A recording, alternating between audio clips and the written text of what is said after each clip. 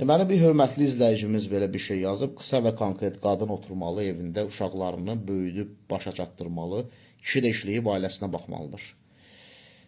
Biz ümumiyyətlə millət olaraq biraz aşırıya qaçan millətik. Ona görə burada bəzi məsələləri aydınlaşdırmaq lazımdır. Əgər kişidən söhbət gedirsə, kişi elə bir fiqurdur ki, yaradıb, quran və xarici aləmdə özünü təsdiq eləyən, özünü yoxdan var eləyən, öz dəyərini, kişi özünü inşa eləyən bir varlıqdır. Yəni, əsas idarə və kontrol kişinin əlində olduğuna görə kişi üçün ailə qurduqda birinci önəmli xarici aləmdir. Nisbətən ondan tam da önəmsiz yox, bir balaca aşağı önəmli ailəsidir.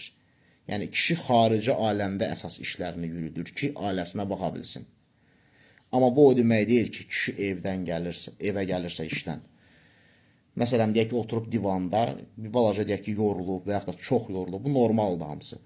Deyək ki, bir qızı var, məsələn, rəsm çəkib, göstərmək istəyir atasına ki, ay ata, bax gör, necə gözəl rəsm çəkmişəm. Atası da qayıdıb əgər belə desə ki, əşə, çox yorğunam, get anam bundan məşğul olsun, bu yanlış bir şeydir. Çünki məhz atanın varlığında iradə gücü, disiplina, özgüvən, bax, özgüvən çox önəmlidir. Bu məsələlər formalaşır. Yəni, atanın varlığında formalaşan məsələlər insan böyüyüb boya başa çatanda insanın xarici aləmdə göstərdiyi uğurların yansımasıdır. Ata buna laqeyd davrananda, uşaqlarının problemləri ilə, gününün necə keçməsi ilə maraqlanmayanda, avtomatik olaraq uşaq dağınıq böyüyür, özgüvənsiz böyüyür. Sevgisiz böyüdüyünə görə bir mənalı olaraq sevgini, özgüvəni, təsdiqi kənarda axtarır. İndi qadınla qadının fərqinə baxırıq. Qadında əsas önəm daxili aləmədir.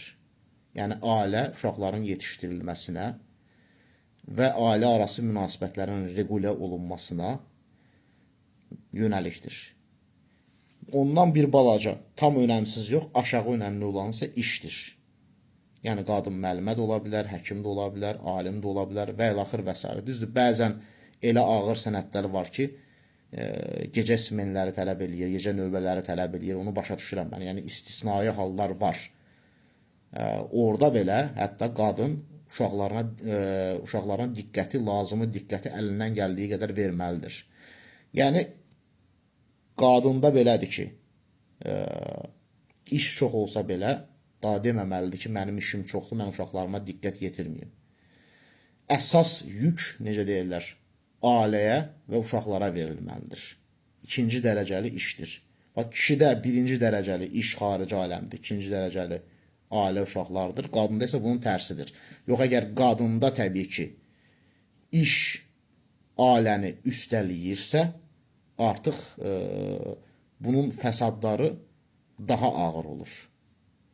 Ümumiyyətlə, ailənin demək olar ki, kökü quruyur və əxlaq normaları da pozulmağa başlayır.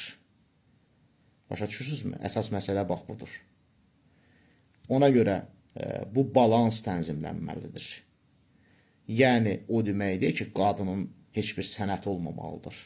Hətta mən deyərdim ki, sənət qadına kişidən daha vacibdir. Çünki ən ağır hallarda kişinin sənəti olmasa belə o fəhləlik eləyib pul qazana bilər. Ağır işlərə girib pul qazana bilər. Amma qadın bunu bacarmır axı. Qadın bunu necə eləsin? Yəni, bunları da nəzərə almaq lazımdır. Bəli, nəticə etibarilə bu bəyin dediyi sözdə həqiqət var. Lakin burada aşırılıq da var. Bu o deməkdir ki, qadın sənət sahibi olmamalıdır. Diqqətinizə görə minnətdaram. Sağ olun.